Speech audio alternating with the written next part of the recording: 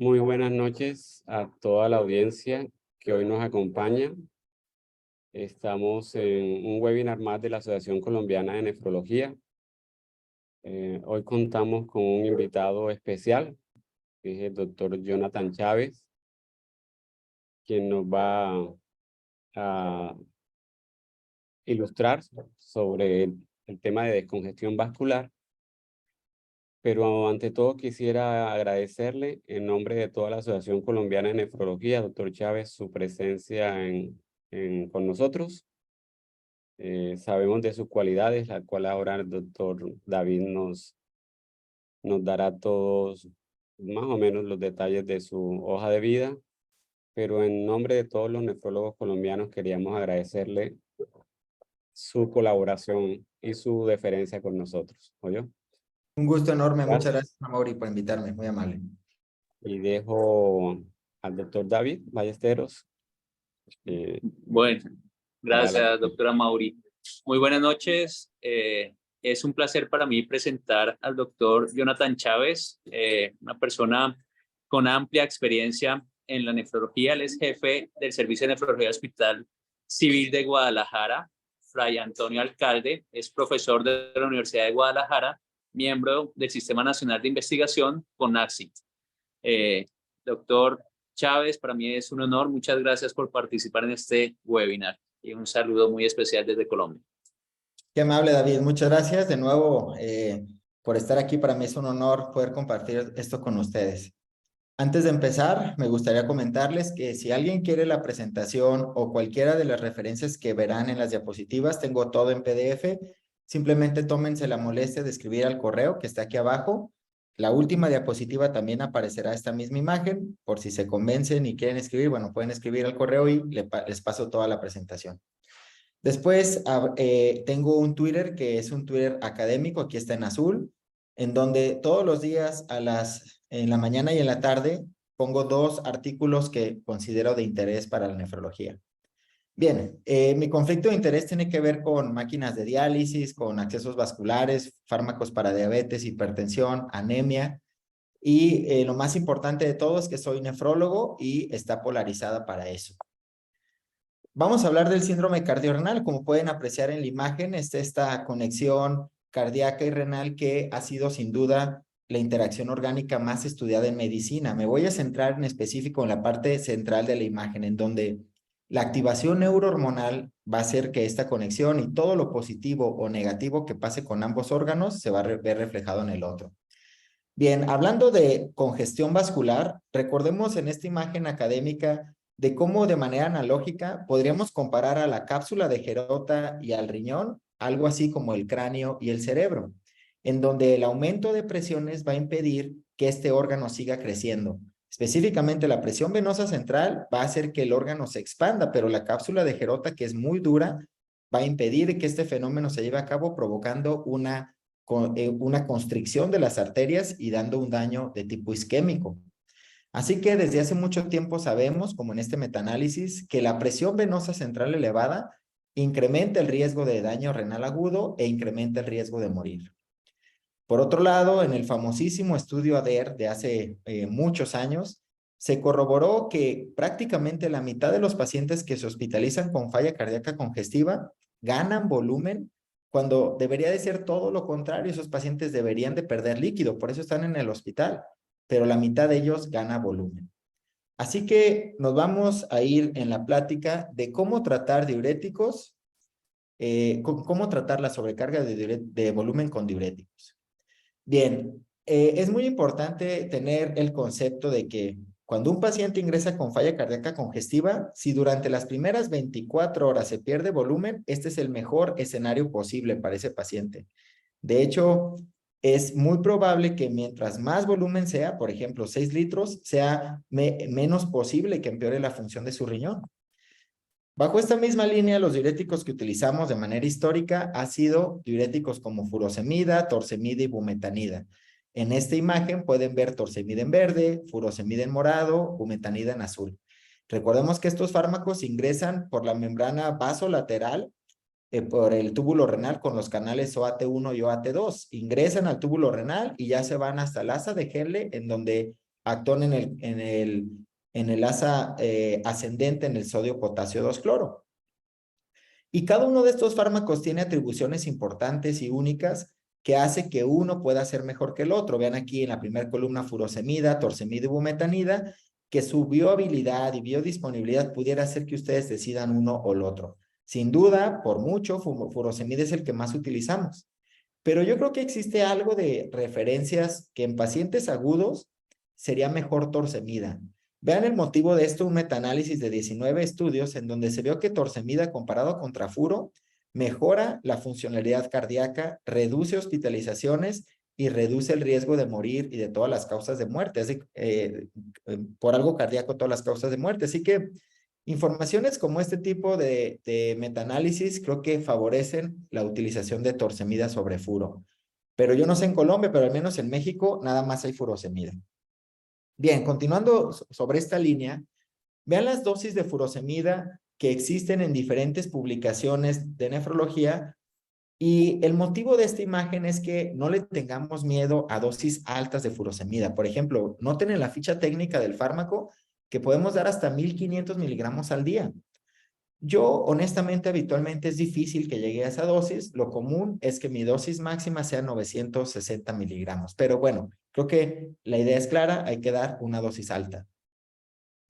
Esto lo aprendimos hace más de 10 años en el estudio DOSE, en donde cuando los pacientes llegaban al hospital con falla cardíaca congestiva, les daban la misma dosis que tomaban intravenosa o la dosis sugerida actualmente, que era lo que tomaban en casa más 2 o multiplicado por 2.5 veces. La dosis alta fue mejor, ya que promovió que la creatinina a largo tiempo vaya disminuyendo, al igual que la cistatina C.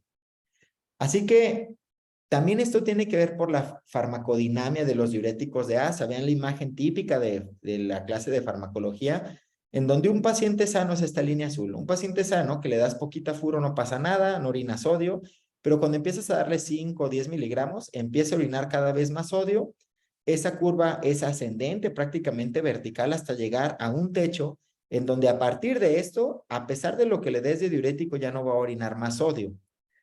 Pero el paciente con falla cardíaca, falla renal, cirrosis o activación neurohormonal, esa curva se desvía a la derecha, que estamos viendo aquí en rojo. Clínicamente significa que necesitas más dosis de diurético para alcanzar una dosis natriurética requerida. Así que necesitas muchos diuréticos y el paciente va a orinar poquita sal. Vamos ahora al ensayo clínico que cambió la historia del tratamiento de la congestión vascular, que es el estudio CARRES-HF. Hace más de 10 años se aleatorizaron pacientes con falla cardíaca congestiva y disfunción renal a recibir únicamente ultrafiltrado por una máquina extracorpórea, aproximadamente 4,800 mililitros al día y nada más, únicamente esto y nada más, contra el otro brazo que era diuréticos pausados. Que esto era una combinación de un bolo de diurético matutino y además del bolo matutino, una infusión de diuréticos durante 4 días de más o menos 120, 240, 480 y 960. Si a todo esto el paciente no orinaba 3 litros al día, que era la meta, al menos 3 litros al día, agregaban un diurético tiazida como metolazona o inclusive nitroglicerina, dobutamina o inclusive también necesidad de dispositivos interventriculares. Por lo tanto, para algunos esto no era un estudio, digamos, tan justo, porque este nada más era ultrafiltrado contra todo esto de acá.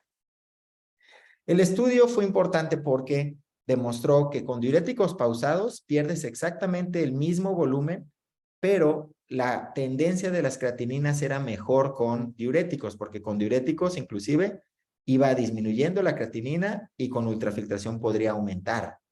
Y las complicaciones relacionadas a la colocación del acceso vascular eran significativamente más altas con la ultrafiltración, lo cual me parece evidente que pues iba a polarizar para utilizar diuréticos de asa.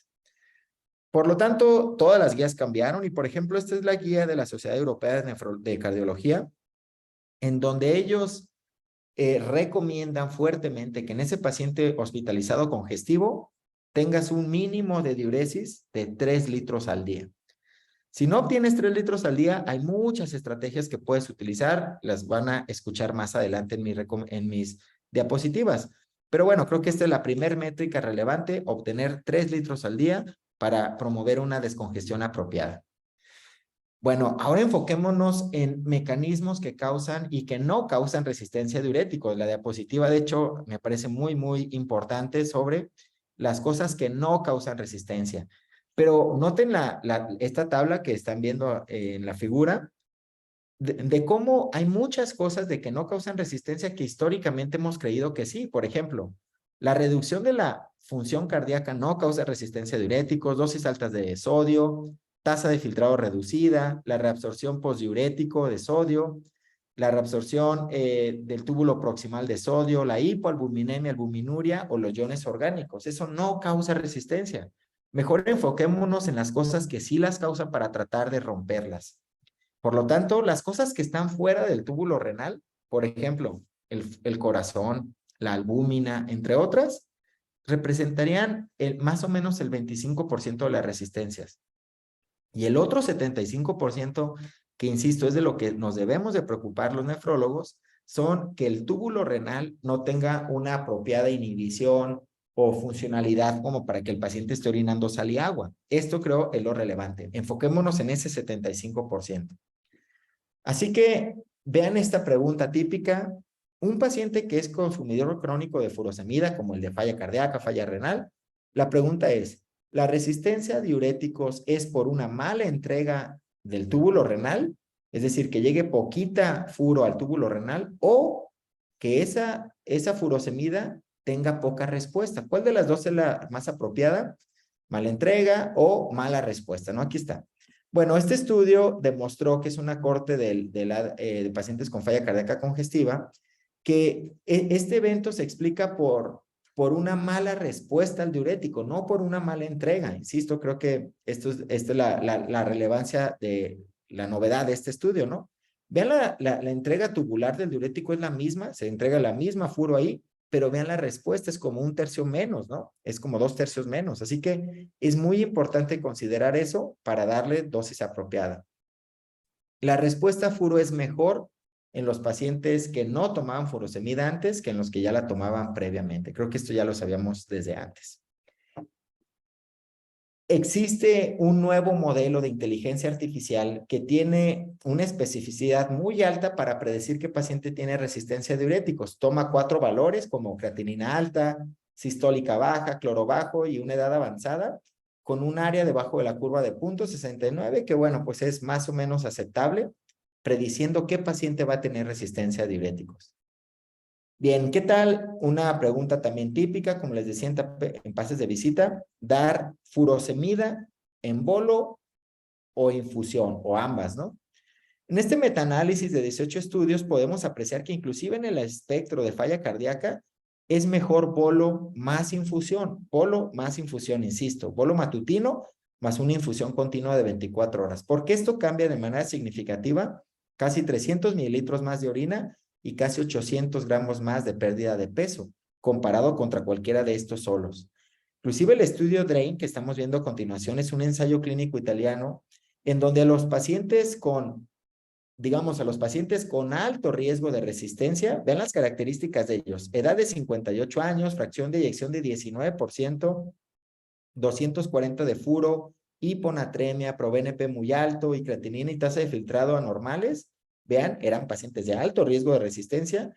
Los aleatorizaron a recibir infusión o bolo.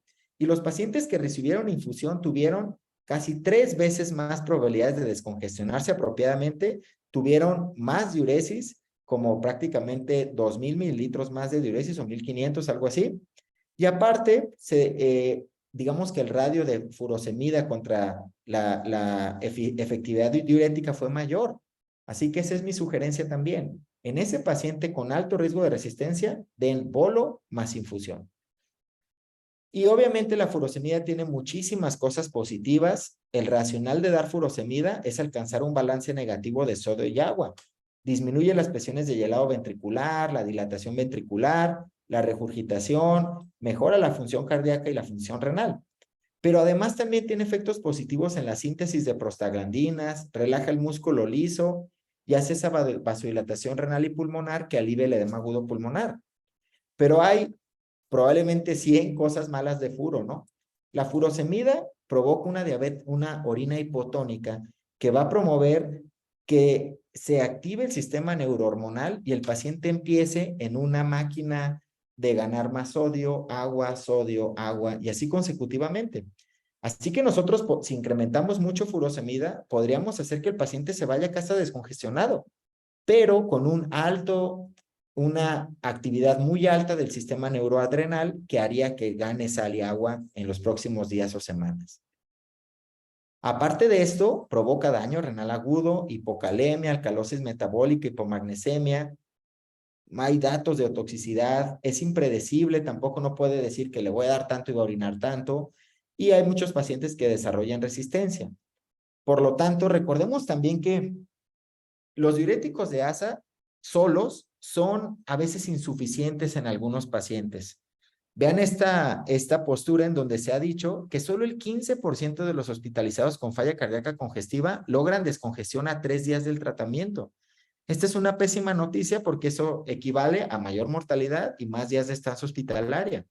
Así que, como los diuréticos de asa serían insuficientes en la gran mayoría, yo diría casi en todos los pacientes, vamos a centrarnos en esta imagen, en donde dice, en descongestión vascular, administrar únicamente diuréticos de asa puede traer consecuencias negativas. Por lo tanto, ¿qué otros fármacos administrar de manera adicional?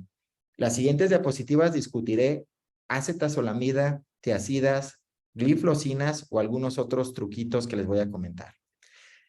Este es el mecanismo de acción de los fármacos que voy a comentar, en donde en el túbulo proximal va a actuar acetazolamida y los ISGLT2, y aquí hay algo muy importante. Recordemos que la reabsorción de sodio en el proximal, el ISGLT2 es responsable únicamente del 6% de la absorción de sodio, 6% nada más, pero acetazolamida es del 60%. Consideren esto porque van a ver el gran efecto positivo de acetazolamida aquí.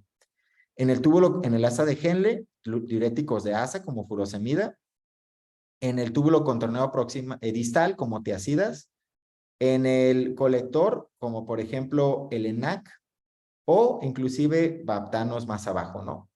Bien, así que vamos a discutir todos ellos. Voy a hablar acerca de acetazolamida agregado a furosemida. Este es el estudio ADBOR, creo que pues ampliamente conocido por el mundo de la nefrología. En octubre del año pasado, durante el Congreso Estadounidense de Nefrología, se presentó este ensayo clínico, casi 3,000 pacientes con falla cardíaca congestiva que ya tomaban furosemida. Se les autorizó a recibir acetazolamida 500 miligramos intravenosa, que eso no existe en México, la intravenosa nada más la oral, contra placebo.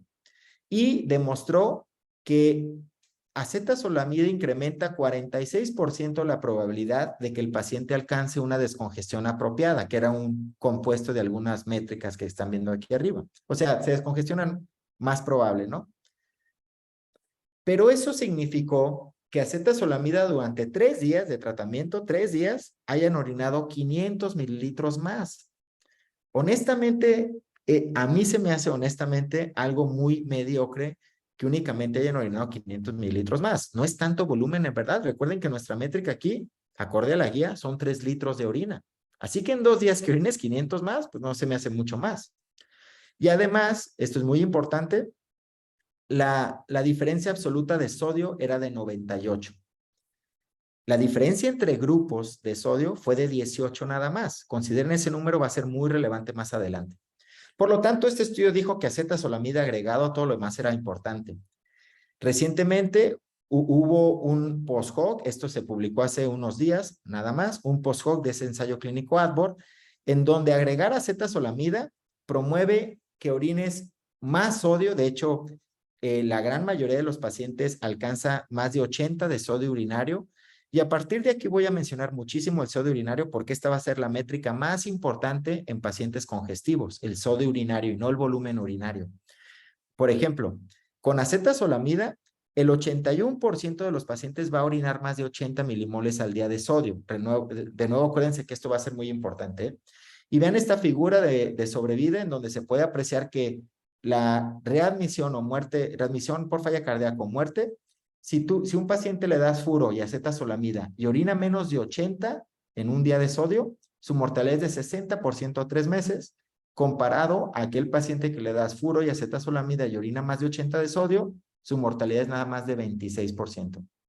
Así que debemos buscar la métrica de sodio urinario y acetazolamida te ayuda a eso. En otro post-hoc del ADVOR, se vio que el paciente que definitivamente obtiene el mayor beneficio de recibir acetazolamida es aquel paciente que tiene bicarbonato más de 27. Conste, todos tienen beneficio, pero el que más es el de bicarbonato más de 27. Porque en ese grupo de pacientes acetazolamida incrementa casi 2.5 veces la probabilidad de descongestión. Pueden ver aquí que si no tienes menos de 27, nada más dividiendo ese grupo, puede ser que no haya mejoría de la descongestión, pero si tienes más de 27, vean, 2.4 veces más. Y esta figura es súper importante porque ven en rojo es acetazolamida.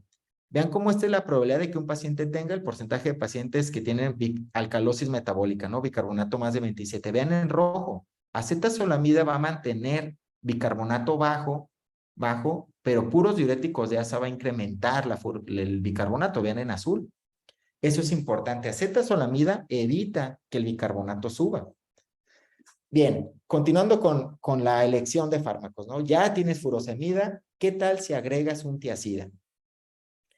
Este es parte del racional de dar tiazidas, ¿no? Vean el túbulo contorneado distal de un paciente normal que no toma furosemida, vean las mitocondrias en azul y aparte la célula está chiquita.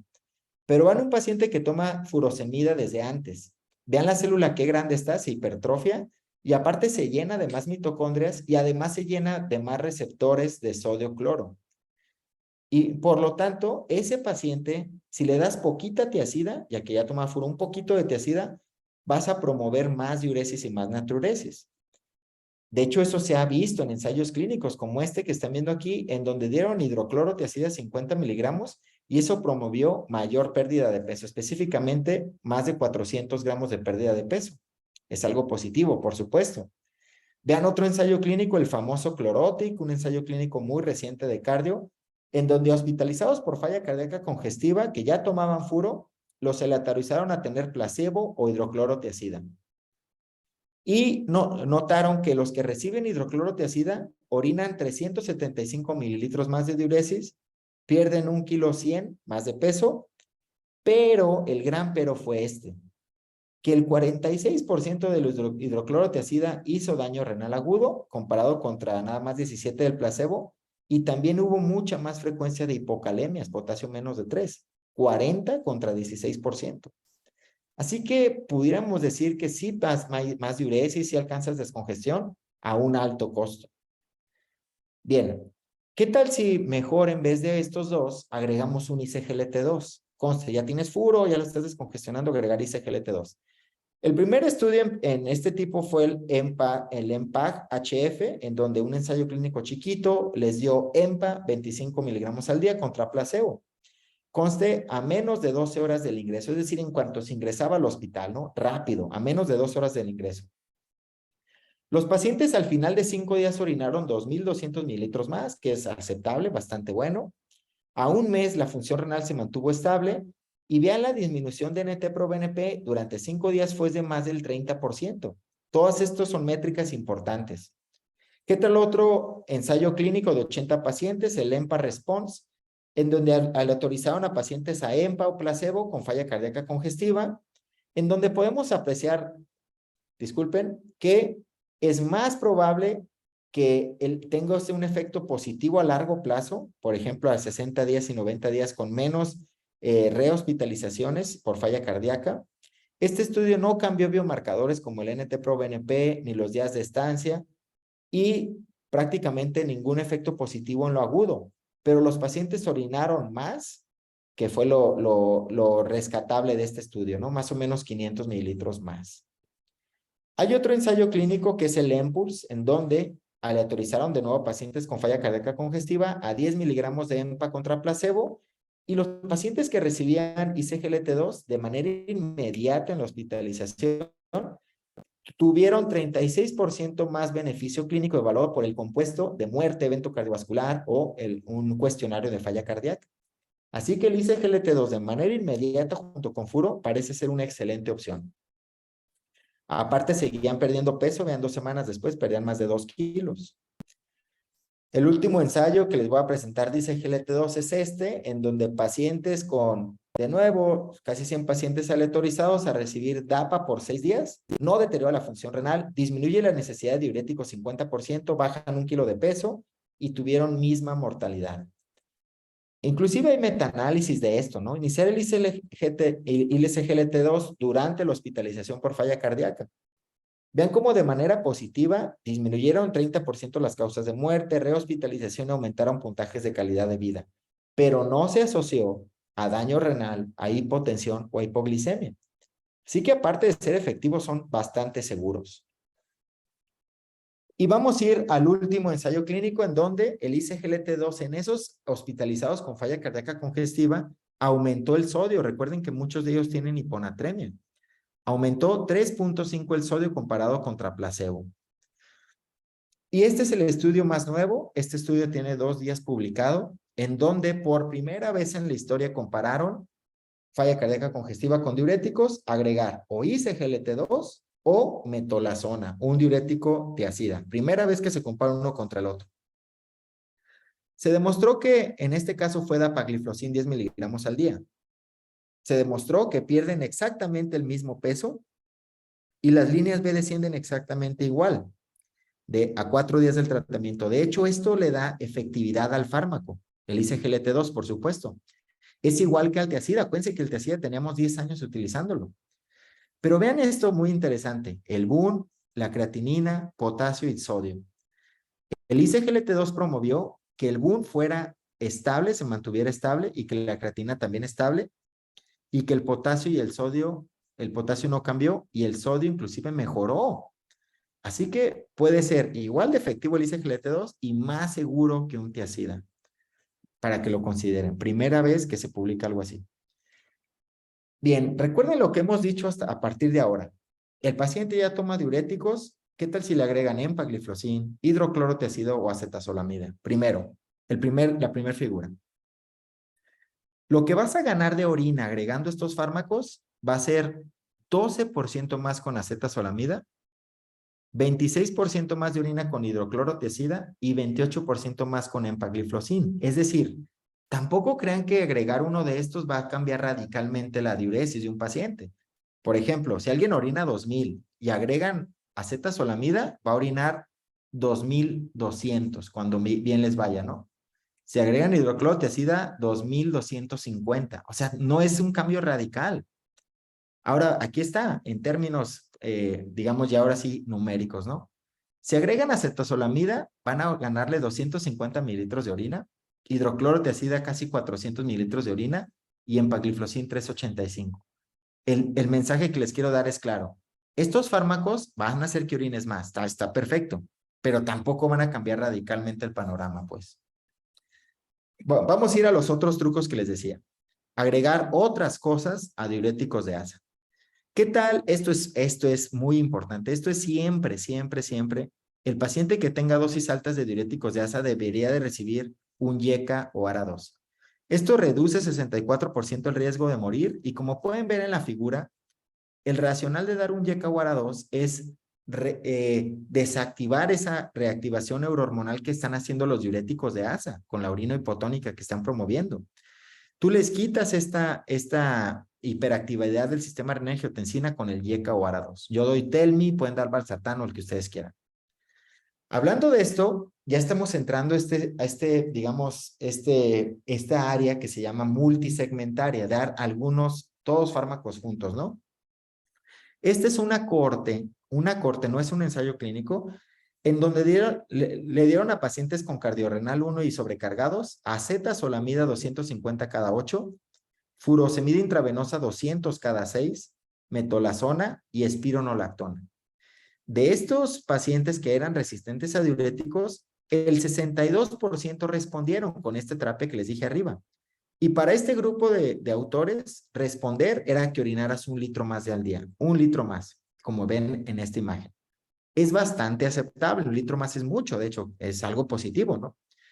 De hecho, esos pacientes perdieron 7 kilos en 7 días, vean la línea hacia abajo, y además mantuvieron sodio, potasio, buna y creatinina relativamente estables. Por lo tanto, hace un año publicamos el primer ensayo clínico en la historia que aleatorizaba a pacientes a recibir una dosis multisegmentaria, les voy a decir cuál, contra lo habitual, que lo habitual lo definimos como mantener todo el tiempo diuréticos de asa en dosis incremental.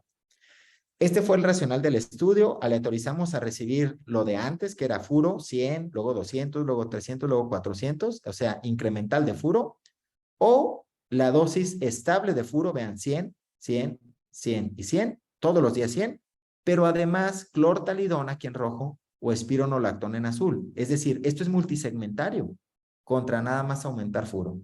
Le dimos el cuidado habitual de un paciente admitido por cardiorrenal 1 y notamos que el objetivo primario era recuperación de función renal. Fue exactamente igual entre los grupos. Recuperan igual función renal. Esto es importante, debo decir por qué. Pero en objetivos secundarios vimos que el gasto urinario puede ser mejor con los diuréticos pausados. La urea, el sodio, el potasio y el bicarbonato se mantienen exactamente iguales. ¿Por qué les digo que es importante el estudio que hicimos? Es importante porque en vez de darle diuréticos de dosis incrementales con todo lo malo que eso conlleva, si le das una terapia multisegmentaria desde el inicio, evitas darle dosis diuréticas a dosis altas. Digamos, ahorras diurético de esta forma, con el mismo resultado clínico. Esa es mi interpretación de este estudio.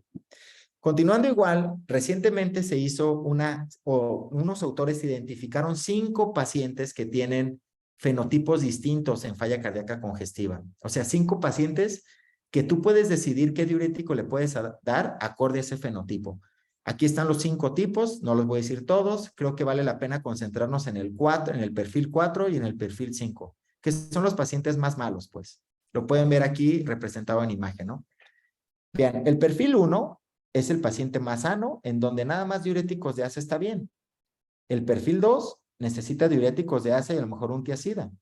El perfil 3, diuréticos de asa, un tiazida y acetazolamida. El perfil 4 necesita todo lo demás y espironolactona. Y el perfil 5 necesita un bloqueo de toda la nefrona. ISGLT2, acetazolamida, furo, clortalidona y estiro. ¿Me entienden? Y este perfil 5 obviamente es el peor paciente. Vean, más congestivo, peor función renal, más sobrecarga intersticial, peor función cardíaca. Creo que es obvio, pero vale la pena pues tomar en cuenta estos. Están dibujos muy bonitos. Este es el otro truco que les decía, solución hipertónica, ¿no? Agregar la furosemida. Esta es una tabla en donde se ven diferentes autores que han utilizado diferentes tipos de soluciones hipertónicas. Vean, cada uno utilizó diferentes mililitros y concentraciones de hipertónicas distintas. Yo lo hago acorde a este estudio. Yo administro 150 mililitros de una hipertónica durante 4 días seguidos. Durante 30 minutos aplico esto. En este estudio pequeño, una corte, vean los pacientes que eran sodio 133, creatinina alta, utilizaban mucha furo e incluso inotrópicos y vasopresores. Y en la figura, vean en la línea roja, esto es antes y después de la aplicación de la solución salina al 3%, donde obtienen más orina, 1000 mililitros más, pierden 1 kilo de peso más, aumentan el sodio 2 y bajan la creatinina casi nada, pero lo hacen. Inclusive hasta hay metaanálisis de esto, vean, 11 ensayos clínicos, casi 3000 pacientes de furo más solución salina hipertónica a diferentes concentraciones, en donde de manera significativa disminuyes muerte, rehospitalización, días de estancia, peso, creatinina, casi 600 mililitros más de diuresis y aumentas el sodio casi 6. Sí que creo que esto pues tiene mucha evidencia desde mi punto de vista. ¿Qué predictores tenemos de que el paciente se va a descongestionar? Que vamos bien. Aquí hablo un paréntesis para comentarles que la clínica pues no sirve de nada, creo que esto está bastante dicho. Si nosotros llegamos a ver al paciente y vemos las piernas y que si está hinchado o no, esto es honestamente irrelevante, pues. Tenemos que tener métricas objetivas. Esta es una de ellas. Recuerdan que el Vexus, las métricas que toma el Vexus, la porta, la cava, la hepática, las renales, ¿no? En este estudio se vio que el índice de la vena porta elevado, es decir, con mucha pulsatividad, más del 30%, ese es el paciente que mejor va a responder a diuréticos. Vean, en rojo, cómo tuvo un área debajo de la curva bastante aceptable y esta única medición de vena porta elevado fue mejor que todo el Vexus completo. Esto es muy interesante, pues. Y digo, con algo de expertise lo puedes hacer en algunos minutos nada más. Ese paciente va a ser el que mejor responde a diuréticos. Tenemos un ensayo clínico que está en vías de publicación, en este momento está en revisión en CKJ, en donde por primera vez en la historia aleatorizamos a pacientes con cardiorrenal congestivos a recibir una terapia guiada por el Vexus, o sea, tomar decisiones de más diuréticos, menos diuréticos, nada más por el Vexus, contra lo habitual, que es lo clínico, ¿no? Durante 4 días seguidos. Demostramos por primera vez que hacer Vexus y guiarlo por Vexus incrementas la probabilidad de que te descongestiones más rápido. De hecho, ganas 2 días en la descongestión, que es muy importante, 2 días de hospitalización, imagínense. Y también de manera significativa, reducimos más del 30% el BNP con el Vexus. Tienes prácticamente más de 2 veces esa probabilidad. En resumen, el Vexus, guiar la descongestión con Vexus, es más efectivo y más rápido. ¿Qué tal el CA125? Esta métrica que prácticamente es como que se sacaron la lotería los autores, ¿no? Donde el aumento de presión hidrostática va a promover que las células de la pleura, del peritoneo, empiecen literalmente a sintetizar y secretar más CA125. Creo que es así de sencilla la explicación, ¿no? Esas células se estresan y empiezan a sintetizar 125. Tiene una perfecta correlación el CA125 con las presiones intraabdominales. Mientras más alto el CA125, peor es la presión intraabdominal y obviamente el riñón se daña ahí. Pero también con otras métricas como del Vexus. Recuerdan que el Vexus mide la vena, el Doppler de la vena renal, ¿no? Y clasifica en 3 grupos, el grupo de la vena renal de flujo continuo, el grupo bifásico y el grupo monofásico. El monofásico es el peor, acuérdense. Y vean cómo el Vexus correlaciona muy bien con eso. Es decir, el Vexus, discúlpenme, el CA125. Si tienes un CA125 de 39, encontrarías un patrón continuo, de 86, un patrón bifásico, y un CA125 de 114 o más, un patrón monofásico, el peor. Y vean la figura de la derecha, ¿no? Mientras más alto sea el CA125, más probabilidades tienes de tener una vena renal congestiva. Esto es súper importante y además fue mejor que el NT-proBNP. Así que un CA125 más de 63 es que el paciente va a tener una congestión venosa renal con 71% de precisión. Voy a hablar ahora de la métrica más importante en pacientes congestivos, que es el sodio urinario. En este estudio se hizo una prueba de estrés con furosemida, que era llegar al paciente congestivo, le daban 1 miligramo por kilo de furo. 2 horas después medían el sodio urinario. Si 2 horas después el sodio urinario era menos de 113, todo lo negativo como mortalidad, rehospitalización o ambas combinadas va a suceder en esos pacientes. De hecho, eso es la mitad de los pacientes. La mitad de los pacientes va a orinar poquito sodio y todo lo malo va a pasar. A diferencia de sodio urinario más de 113. Si orina más de esto, todo lo positivo pasa. Se descongestionan más rápido, los scores de descongestión son más probables, más diuresis, más pérdida de peso y más eficiencia de diuréticos, con una sola medición. Vean ahora otro estudio, es un post-hoc del Rose, en donde dividieron a los pacientes que orinaban en 24 horas el sodio urinario en 3 grupos. Ahora es 24 horas, no es 2 horas después como el estudio anterior. Dividieron a los pacientes en 3. El peor paciente posible era este que está en rojo, que se llama el paciente positivo, ¿no? Eso significa positivo porque se quedó con sodio. Eso significa que al primer día de la descongestión tuviera un sodio urinario de 87 o menos. O sea, orinó poquita sal. Ese es el peor paciente. El segundo peor era el intermedio, el que orinaba entre 87 y 174, y el mejor paciente era el que orinaba más de 174. Bien, concéntrense en este, 87, ese es el peor. Eso es más o menos 1 de cada 4 pacientes, va a orinar muy poquita sal. Y ese paciente que se queda con sal va a tener mucha menos sobrevida, vean, pues es muy obvia esta figura, se dividen perfectamente en mortalidad. Y ese paciente que orina sal, aunque orine mucha agua, vean, aunque orine mucha agua, sigue teniendo una alta mortalidad, aunque orine mucha agua. Interpreto esto como, es más importante la natriuresis que el volumen urinario. Bien, y el sodio urinario en una sola muestra, por ejemplo, predice aceptablemente bien cuánta orina vas a tener. Vean en este estudio, si el sodio urinario en una sola muestra, mientras más alto sea, más volumen urinario vas a obtener. Por ejemplo, aquel paciente que orine 200 de sodio urinario, ojalá, va a tener 3000 de diuresis más o menos. Orina 100, vas a obtener cerca de 1500 de diuresis, más o menos así. Hablando de sodio urinario, ese se asocia perfectamente a la descongestión al tercer día y a los días de hospitalización. Vean las figuras. Es un post-hoc de ese árbol que les decía. Este es el sodio urinario en todo el día. El que orina menos de 50, 70, 90 o más de 100. Pueden ver que el paciente que orina menos de 50 de sodio, a los 3 días, nada más el 8% está descongestionado. Pero el que orina más de 100, el 45% ya está descongestionado. Ahora bien, en día 10 de hospitalización, el que orina menos de 50 va a durar 12 días hospitalizado y el que orina más de 100 va a durar 8 días hospitalizado. De nuevo, el sodio urinario como la métrica más importante en las mediciones de estos pacientes. Mismo estudio, en donde el sodio urinario predice a 3 meses cómo le va a ir a un paciente. El que orinó poquito, menos de 50, vean la probabilidad de que se muera o se rehospitalice, contra el que orina más de 100 es significativamente mejor. Y aquí en la derecha estamos viendo exactamente igual, pero durante el sodio urinario sumado de todos los días, ¿no? Y bueno, es lo mismo, ¿no? Poco sodio te va peor, mucho sodio urinario te va mejor. Inclusive en hazard radio, ¿no? Que estamos acostumbrados a ver eso, ¿no? Aquel que orina más de 90 de sodio urinario disminuye significativamente el riesgo de muerte y rehospitalización. Bien, hay hasta metaanálisis de esto. 11 estudios en donde evaluaron sodio urinario. Si el sodio urinario es de más de 48 a 65 al día, después de los diuréticos, hay una mejor evolución porque orinan casi 500 mililitros más y reduce 73% el riesgo de morir.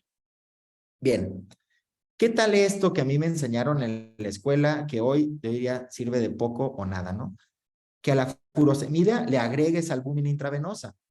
En este metaanálisis reciente dice que hacer esto obtienes casi 800 mililitros más de diuresis al día, pero los comparadores que tenían en este estudio de diuréticos de ASA eran con dosis bien pequeñas, y vean, son estudios viejos, con dosis bien pequeñas. Eso ya no es lo que hacemos hoy en día. Desde mi punto de vista, hoy en día, dando una dosis alta de diuréticos, junto con todo lo demás que les dije, ICGLT2, acetazolamida, clorta, ya no necesitas albúmina agregada a esa infusión de furo. Yo no lo hago y no lo sugiero. Bien, ¿qué tal si durante toda esta descongestión vascular empeora la función renal? De hecho, en esta figura estamos viendo lo que pasa continuamente, ¿no? Aquí estamos viendo la presión renal, la perfusión renal. Mientras más alta está mejor, ¿no? Está bien perfundido. Y en el eje horizontal estamos viendo la presión al final de la diástole del ventrículo izquierdo. Si está muy para acá, es que estás muy congestionado. Cuando llega el paciente hospitalizado con cardiorrenal, uno llega aquí en el punto amarillo, bien congestionado y con poca perfusión renal. Está aquí. Lo que quisiéramos es quitarle volumen, que mejore la sobrecarga y con ello mejoramos la perfusión renal. Vean aquí en amarillo. Y aquí nos quisiéramos quedar, de hecho. Pero desafortunadamente a veces no tenemos una métrica para decir cuándo sí, cuándo no, y quitamos más volumen hasta que dejamos verdaderamente hipoperfundido al riñón. Esto es lo que no quisiéramos, no es la panacea del nefrólogo cardiorrenal. Así que si empeora la creatinina, vamos a ver varios estudios como el Aquinesis, que esto no tiene ningún impacto a un año después. Cuando se evalúa muerte o hospitalización por falla cardíaca, vean, empeore o no la creatinina es lo mismo, que te mueras es lo mismo y que tengas falla hospitalización es lo mismo. No importa tu empeoramiento de función renal. En otro estudio, de hecho, dicen que si empeora tu función renal te va mejor. Vean, en esta figura, estos son los que disminuyeron creatinina, o sea, todo bien con la creatinina hasta bajó, tuvieron más mortalidad. Vean, aquí mejoró su creatinina y tuvieron mayor mortalidad. Y si empeora tu creatinina, es neutro el evento. Vean la sobrevida acumulada. Aquel paciente que empeora creatinina es esta línea roja, que mejora creatinina, la línea roja, tuvieron más mortalidad comparado a los que inclusive empeoraron su creatinina. ¿Qué tal este estudio en donde midieron creatininas, pero además cistatina C? Y además otros biomarcadores. Así que en estos pacientes vieron que esa diuresis agresiva que sube cistatina y que sube creatinina, vean, es la línea que les dibujé en amarillo, es al que mejor le va, incluyendo empeorando cistatina C, significativamente va a vivir más, casi un año después. Otro estudio en donde dice que no importa que empeores función renal, siempre y cuando, y ahí va un mensaje súper importante, siempre y cuando disminuyas el NT-proBNP más del 30%, porque si eso sucede, el paciente se va a rehospitalizar menos y también tiene una mejor sobrevida. Ahora, ¿qué tal si bajas BNP más del 30%, pero en un solo día? Eso significa que fuiste muy efectivo en descongestionar. Eso es una descongestión muy apropiada. Si haces eso, bajas BNP en un solo día más del 30%, no importa que hagas lesión renal aguda, le va a ir muy bien al paciente. Vean, por ejemplo, este paciente empeoró creatinina y aún así, a pesar de empeorar creatinina en la línea roja, vean, es el que más bajó BNP, es el que más bajó troponinas, pero el que peor elevó creatinina. Y aún así, vean, les fue muy bien en términos de sobrevida. Fue al que mejor le fue. Así que, en resumen, descongestiona rápida y efectivamente, no importa que la creatinina empeore. De hecho, si nosotros interpretamos todos estos valores solos como que nada más empeoró función renal, nada más mejoró BNP, eso es inapropiado. Si nada más vemos que empeoró función renal y ya no medimos otra cosa, eso se asocia a mayor mortalidad, porque lo estamos interpretando solo. ¿Qué tal si somos como los cardiólogos que nada más interpretan a lo mejor que el BNP bajó o que el hematocrito se concentró? Ellos dicen, no, pues nos va súper bien, menor mortalidad. Pero los tenemos que interpretar juntos, porque juntos, vean esta imagen, juntos, dice que aunque empeores función renal, siempre y cuando descongestiones, vas a tener menos probabilidad de morir. Por lo tanto, de nuevo, hay que interpretarlos juntos. BNP en descenso junto con aumento de creatinina. Esa es la mejor forma de hacerlo. Vean este metaanálisis que incluso empeorando función renal, siempre y cuando alcances descongestión, se disminuye el riesgo de morir 37%. Pero si no descongestionas, ese es el peor paciente posible. Si empeoró función renal y no alcanzaste descongestión, la mortalidad aumenta 230%. Una vez más, en resumen, el paciente tiene que descongestionarte y que no importe la función renal siempre y cuando esté descongestionado. Bien, ahora, si el paciente mejora la función renal en la descongestión, es un reflejo de qué tan malo está. Esto, de nuevo, no es algo bueno, es un reflejo de que es un paciente malísimo. En este estudio se vio que los que mejoraron función renal tenían peor función renal de base, un BUN más alto, una hiponatremia más marcada, hipocloremia y un sodio urinario más bajo. O sea, era el peor paciente y por eso mejoró función renal. En el mismo estudio se vio que la mejoría de la función renal por creatinina y otros biomarcadores identifican a ese paciente más enfermo. Vean, mejoría de la función renal fue el que tuvo peor sobrevida de todos. De hecho, los cambios en biomarcadores como NGAL, NAG e IKIM-1 también se asocian a este empeoramiento que les digo y no van acorde a la tasa de filtrado glomerular y dan la probabilidad de sobrevida es mejor el paciente que empeora, pues numéricamente no significativo. Bien. Así que tenemos otras métricas que no son tan caras. Por ejemplo, si el paciente baja BNP 27%, NT-proBNP 30%, disminuye el peso, orina mucho con furo, todo eso está perfecto, vamos bien. Vamos muy bien si incrementan hematocrito, albúmina sérico, proteínas totales, vamos bien. Eso significa concentración plasmática, ¿no? Una pregunta típica del pase de visita es, empeora la creatinina y yo le pregunto al reciente, danos una explicación por qué su creatinina es más alta hoy. Y la respuesta típica es, porque está hemoconcentrado, me dice, ¿no? Se hemoconcentró. Jeffrey Testani demostró hace poco que esa hemoconcentración de creatinina sucede únicamente en el paciente que orina en un solo día más de 7 litros y medio. Ese es el único paciente que esa elevación de creatinina, vean aquí, es el único que se explica por hemoconcentración, que honestamente es algo muy, muy, muy inusual. La gran mayoría de pacientes no es por hemoconcentración, no es por eso, olvidémonos de ese concepto. De hecho, no es hemoconcentración, vean la cinética de la creatinina, es teóricamente un efecto verdaderamente hemodinámico. Cambió la hemodinamia intrarrenal, circulatoria y por eso empeoró la creatinina. De hecho, los cardiólogos dicen que cuando incremente la creatinina es algo, digamos, tolerable que la creatinina aumente 0.5. Aquí está, en amarillo, ¿no? Eso es tolerable. Más de 0.5 no está bien, ellos dicen. Y esto no tiene argumento fuerte científico. Pero creo que todos nosotros los nefros hemos visto que cuando descongestionamos efectivamente la creatinina sube más, sube 1, 2, 3. Y escribimos este artículo en donde ponemos una postura de que todo lo que está aquí en rojo, eso no pasa, eso no explica que la creatinina suba. Cuando la creatinina suba, no es por necrosis tubular, no es por hemoconcentración, pero sí es, aquí lo que está a la derecha, eso sí sucede, por una verdadera hipoperfusión renal, por una verdadera hipovolemia o por cambios verdaderos de la hemodinámica renal. Esto sí explica la elevación de creatinina. Así que diseñé esta figura para decir el concepto que quiero defender, ¿no?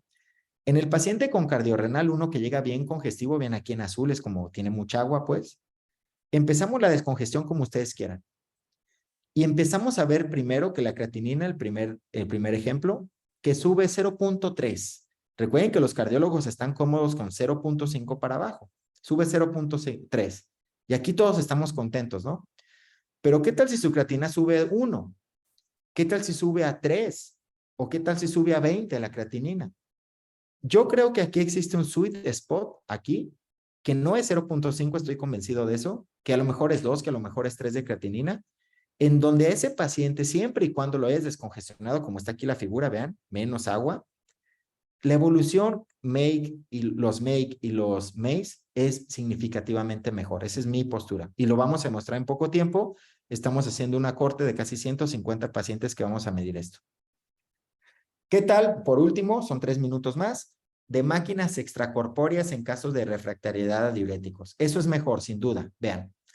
Recordemos que los estudios que vimos como el EMPA-ROSE, el ADVOR, el Chlorotic, estos estudios los acabo de mencionar hace un poco tiempo, son muy famosos, pero vean cuánto sodio te quitan de más. Es muy poco sodio, pero vean ultrafiltración, cuánto te quita de más. La ultrafiltración te quita el doble de sodio, el doble. Y estos estudios te quitaban 18 más de sodio, 16 más de sodio, muy poquito, y este te quita el doble. Ahora vean el volumen que te quitan estudios como el EMPA-ROSE, el ADVOR, el Chlorotic, todos los que mencioné. Vean, 300 mililitros más, 200 mililitros más. Cuando ultrafiltración te quita lo que quieras de volumen más, 3 litros más, 2 litros más. Inclusive hay metaanálisis que dicen, de 8 ensayos clínicos, metaanálisis de 8 ensayos clínicos, que ultrafiltración es mejor que los diuréticos. Te quitan más fluidos, te quitan más peso, menos empeoramiento de función renal, de falla cardíaca, perdón, menos rehospitalizaciones y mantienen tu función renal estable y la muerte también. Por último, vean la diálisis peritoneal, qué efectiva es, metaanálisis de 20 estudios en donde no cambia tu función renal, eran pacientes con falla cardíaca refractaria, aumenta fracción de eyección, aumenta funcionalidad, reduce días de estancia y reduce pero pues asocia una alta mortalidad, ¿no? Que es lo esperado en estos pacientes muy malos. Mis conclusiones son, el síndrome cardiorrenal se explica por sobrecarga de volumen, descongestiona agresivamente desde el ingreso hospitalario, utiliza diuréticos de asa a dosis altas, 2.5 veces al menos, utiliza embolo más infusión, esto da más natriuresis y más diuresis, y ante pacientes resistentes a diuréticos añadan otras cosas. Acetazolamida lo pondría como número 1, ICGLT2 como número 2, tiacidas, espironolactona o inclusive soluciones hipertónicas.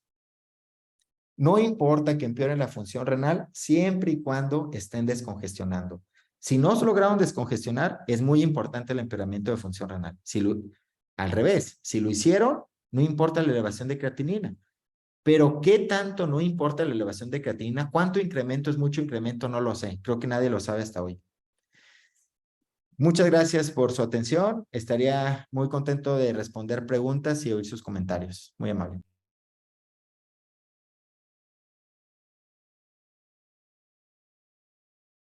Muchas gracias, doctor Jonathan. Doctor Jonathan,